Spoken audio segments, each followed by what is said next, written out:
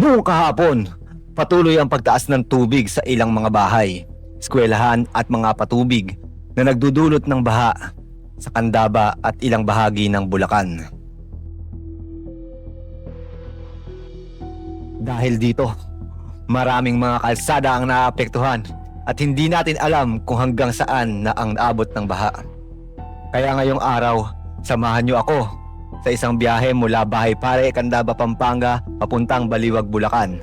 Alamin natin kung makakaraan pa ba tayo, gaano kataas ang tubig sa mga dadaanan natin at higit sa lahat, ano nga ba ang tunay na sitwasyon sa kalsada. Kaya tara, bumiyahe tayo at alamin natin ang tunay na kalagayan.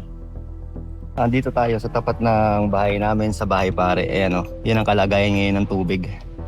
Ngayon mula dito pupunta tayo, try nating tagusin yung Baliwag kung possible ba.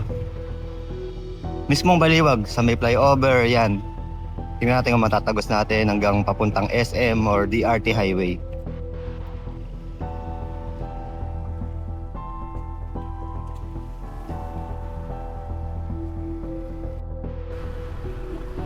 So ngayon, ang oras natin 1 PM. Andito tayo sa barangay Bahay Pare. Ito na yung boundary ng Plata. Lalim ng tubig. Kung kahapon, lubog na yung Dulong Ilog, Pangkal, Bahay Pare. Pati itong Pulong Plaza, lubog na rin. Approaching tayo pa Baliwag, tingnan natin kung makakatagos tayo. Ayan o, tora-tora na dumadaan. Dalim ng baha dito.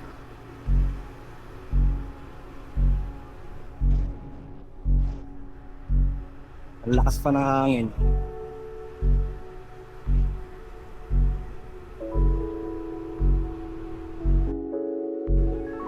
Kung mapapansin nyo, ang daming sasakyan sa kalsada. Nilapas na nila yan, inahon na nila kasi lubog na yung mga papasok sa looban nila eh. Kaya marami talagang sasakyan ngayon dyan sa gilid ng kalsada.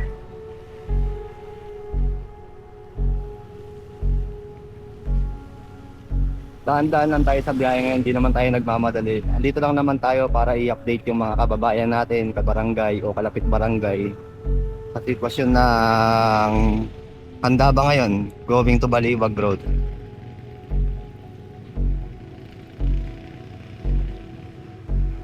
Malakas ng ulan.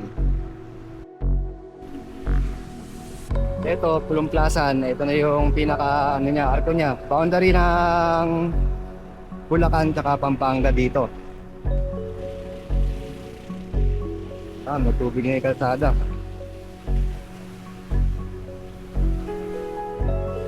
Paglagpas ng arko na to, meron ditong pakantong pakaliwa. Papunta naman to na San Rafael, Bulacan. Kaya lang ngayon, hindi na siya passable. Malalim dito hanggang bewang. Ayan, no? So, diretso pa tayo. Tingnan natin kung makakatagos tayo ng Baliwag. Ito na yung Barangay San Roque. So far, may nakakasalubong tayo na mga automatic na motor. O, siguro kaya naman talaga. O kaya pa. Malalaman natin. Ayan, mga nag-iintuan sila, oh.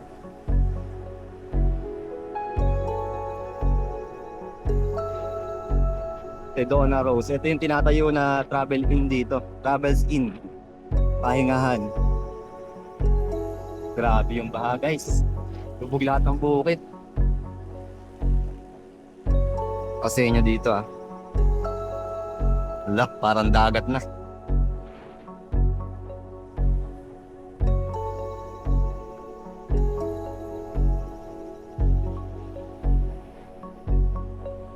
Mahirap na tagang ito yung lubak, hindi mo alam.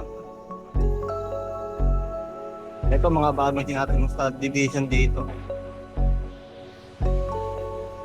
Dolmarland, Legacia.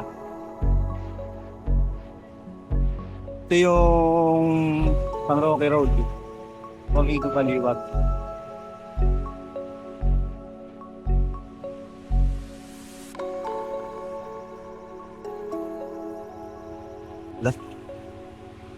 Ang mahirap dito, mamatayan ka ng makina. Gastos ka talaga dito. So far, kaya pa naman ang daanan.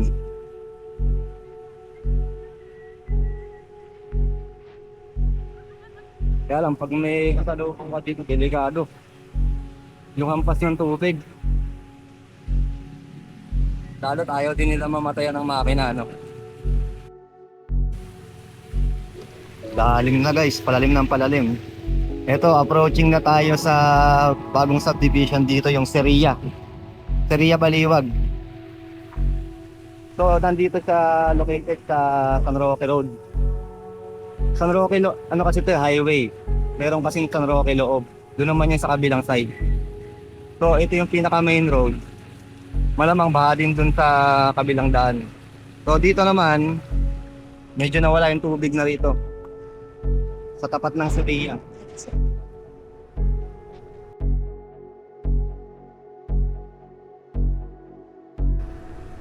So, dito sa San Roque, may maayos pa na daan. Kaya pa talagang dumaan kahit mga automatic na sasakyan. Kaya pa dito dahil wala namang baha dito sa parte na to. Doon lang sa may pagbabaan ng tulay or approaching tulay mula Baliwag hanggang papunta ng Candata.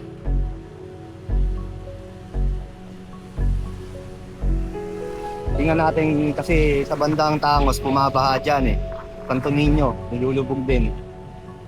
Try natin kung makakaya natin hanggang SM, hanggang DRT Highway. Check natin. Talagay ng panahon, di na tayo nagdala ng drone kasi risky, baka mabasa din eh. So, ganito muna setup natin. So, okay yung kalsada dito, no? Sa parte na to ng San Roque.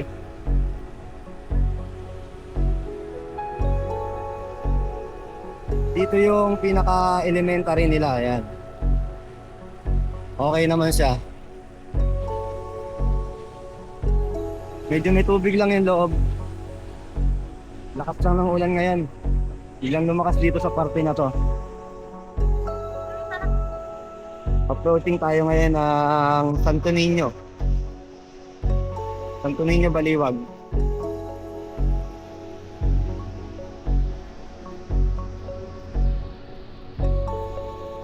Lakas ng hangin. Ayan, no? Tinatanga yung payong niya, oh. Sana narinig tayo sa audio kasi wala tayong mic eh.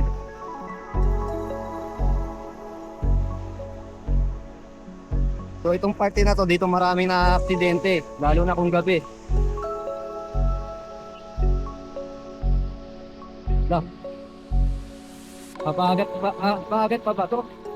Kaya, patagilid yung motor natin, lakas ng hangin. Nadadala tayo ng hangin.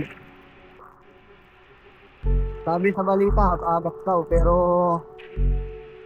parang hindi eh. Malakas pa din siya. Dito may mga palitan, no? Yan, oh.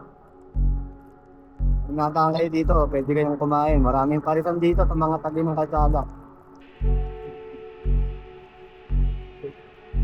Sana okay lang yung audio natin.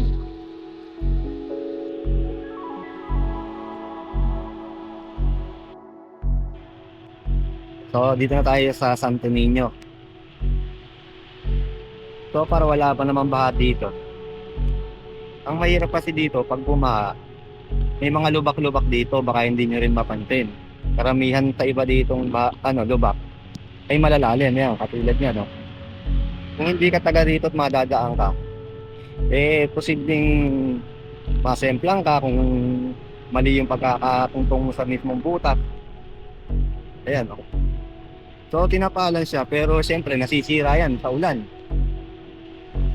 Palto yan, lalambot din niya pagka sobrang init.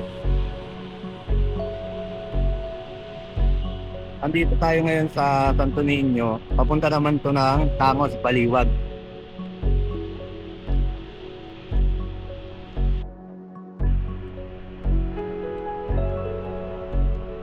Dito okay pa, passable dito. Wala pang tubig. Pero mayroong mga parte na bumubulwak yung tubig sa kanal eh. So, ibig sabihin, doon papunta siya sa mababang parte.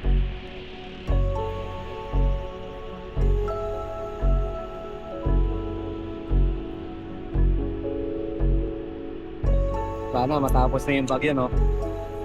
O yung habagat. para makabalik na yung mga nagtatrabaho na hindi makapasok dahil sa baha o naapektuhan. Yan dito, medyo bumibigat yung traffic kasi approaching tayo sa palengke. Ito yung simbahan nila dito. Ayan, Pure Gold, Tangos, Sagrada Familia Market.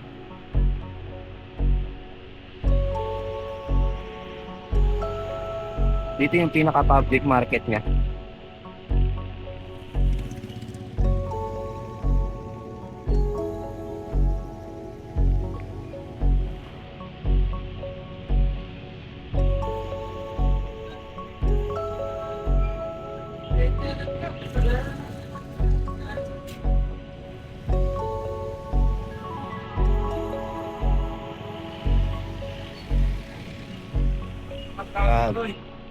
Ron, public market to ng Tangos. Dito maraming establishment, no? Marami kayong pwedeng bilan dito, mga pagkain, mga gamit sa bahay. Marami ding convenience store. Yan, may Angel's Burger din dito. Yan. Dito pag umaga, marami nagtitinda dyan sa parte na yan ng mga isda. Karne, yan, dito yan na bibili. Mga fresh ito.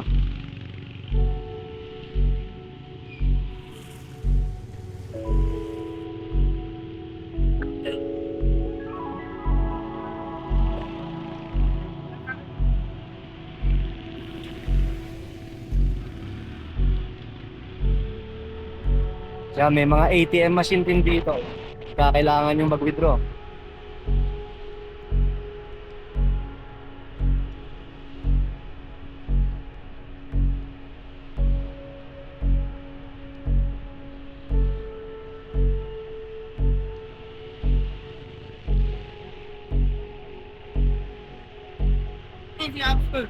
May hospital din dito. Yan. Sagrada Familia Hospital.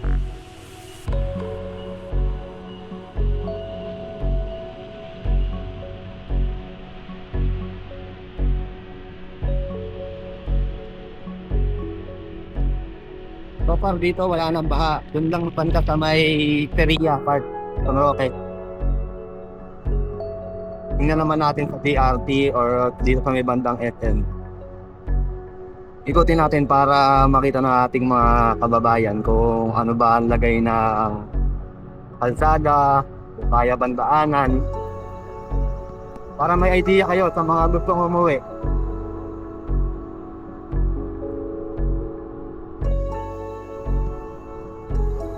Ito yung Camellia Baliwag. Castellana na yata ngayon siya. Approaching tayo dito sa flyover. So ang una natin puntahan dito sa may bantang DRT Highway. So far walang tubig ngayon dito, no? Pero kadalasan dito talaga yung nagsisimula yung may tubig.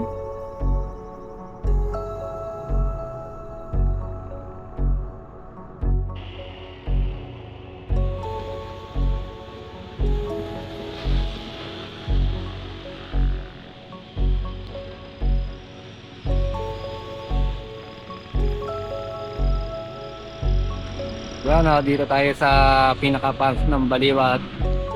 SM Baliwag. Check natin yung daan dito kung may tubig or yung nalagay ng kalsada.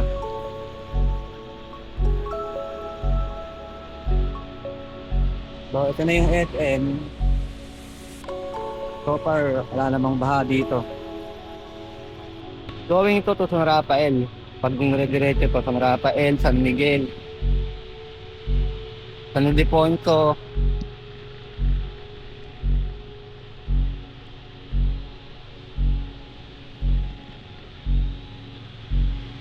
Dami ring establishment dito. May Chowking, Burger King.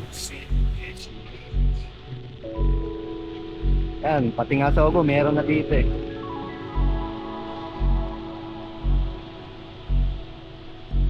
Bago to, Save More. Sa Alpha, sa may Unitap. Sa loob ng Unitap, Save More.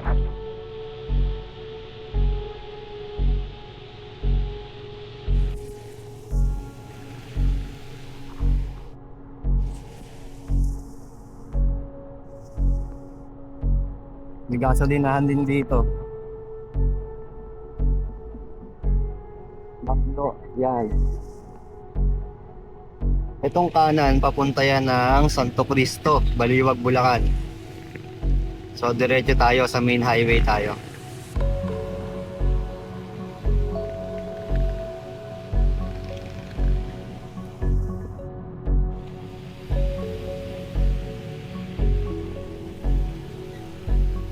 Tayo sa flyover.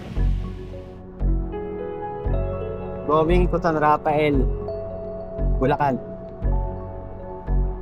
Ayan, meron na rin dito mga Wendy, Yatel, Kenny Rogers, Jollibee, Dunkin, yan.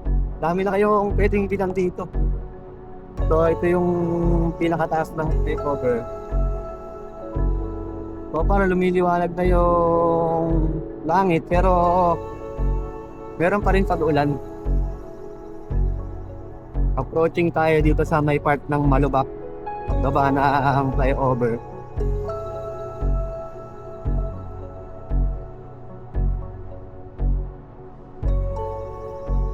Ano ba ang lagay dito?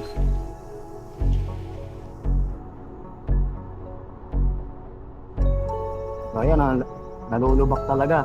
May malalalim. May tubig din. Tapat siya ng Pure Gold Baliwag DRT Highway. Ayan. Nagka-counterflow na sila. Kasi malalalim yung hukay. Tapos may tubig din yung kalsada. Sa mga nakasingle, kayang-kaya naman. So, ingat lang sa lubak talaga. So, pag nadali mo yung lubak dito, pwede kang maaksidente. Mag-semplang. Tulad yan yung mga dugtungan ng sementado na to. Napakadelikado niyan pag bigla kang tatawid. Kasi may malalim na part na nahati dun eh. Ayan, dito, baha din. Tapat ng Ultra Mega. Ayan.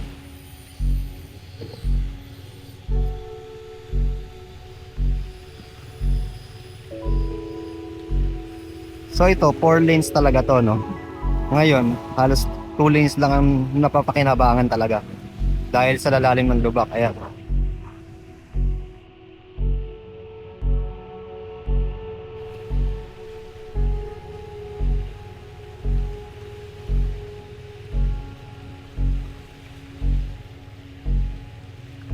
Hanggang dito sa Honda, may tubig pa din. Eh, tinan nyo naman yung lubak, guys. Paano hindi kayo magbabagal dyan?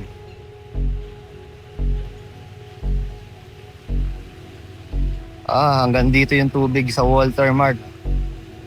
Ay, may malalim doon, oh. Yan, oh, yung mga pagitan ng dugtungan ng semento. Yan, dito na tayo dito.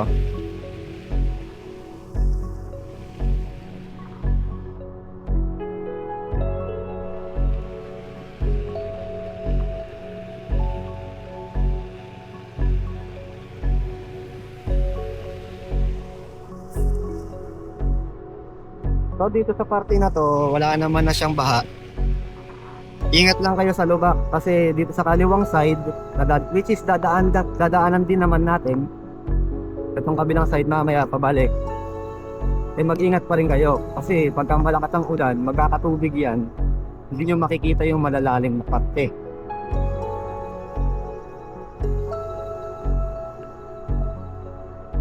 Ano, ang dami kasing dumadaan dito ng mga malalaking pack, kaya ganyan.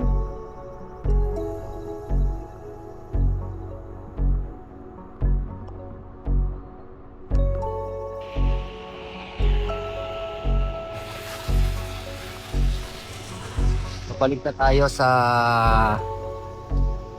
flyover.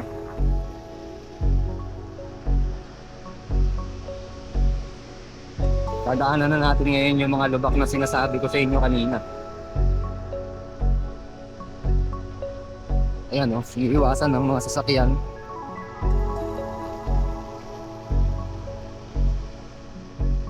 Sa mga nakamotor, siyempre mag-iingat tayo palagi, lalo mga naka-single.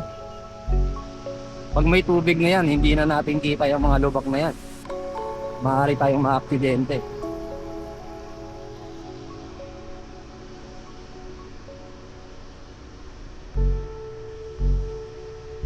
Dito mababa pa yung gasolina, 21, 91 octane, unleaded. So ito yung tapat ng Walter Mart. Approaching tayo ng flyover dito sa may Ultra Mega. Ayan, ito yung natigil na ginagawa ngayon eh.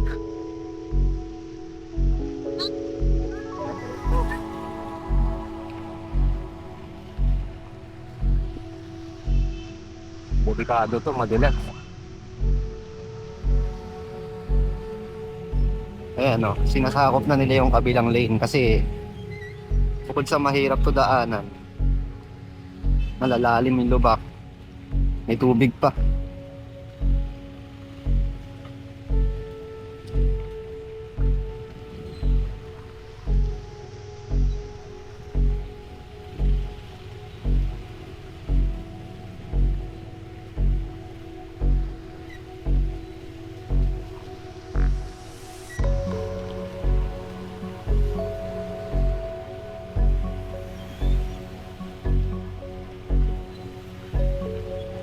Yeah.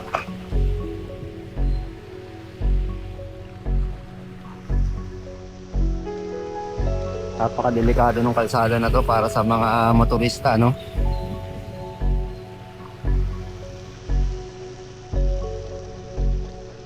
Yung kanang bahagi may tubig.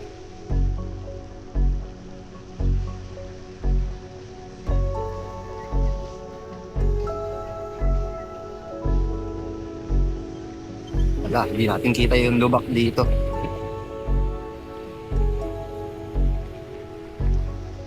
Hula-hulaan.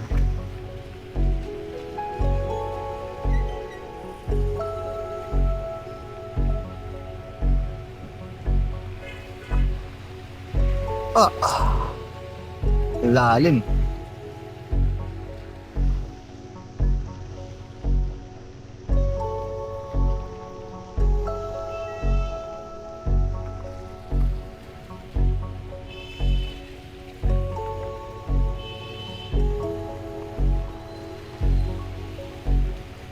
Ayan, may malalim na naman.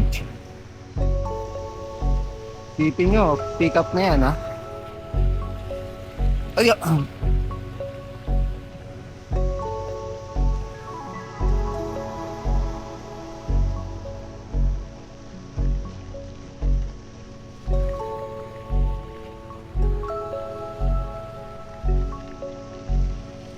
dito pinapump na yung tubig oh.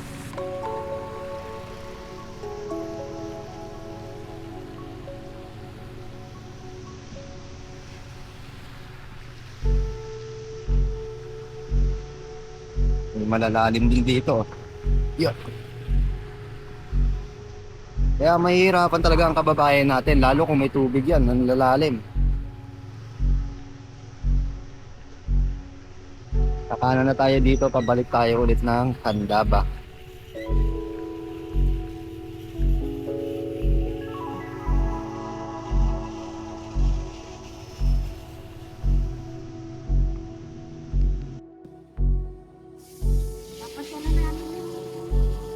Eh yung kapatid ko diyan din nakatira, hindi ako makatagos eh. Hindi daw. Kasi yung pupunta namin may isang guli. Eh kaya nga. Hindi nakasya. Saan ba kayo paitan? Hindi, tigabay pare ako. Hindi, dito pupunta. Yung anak ko rito. May anak ako rito nakapag-asawa. Lakarin nyo lang, kaya lang mag-ingat kayo sa gilid kasi bukid, baka mahulog kayo. Hindi, kabisado ko rito eh. Oo. Kanya lang, ang inano ko lalim. Kaya ganyan. Hanggang dito muna yung update natin sa kalsada. Maganda naman yung kalsada ngayon, madadaanan. Update ko kayo ulit sa isang araw kung ano yung pagbabago.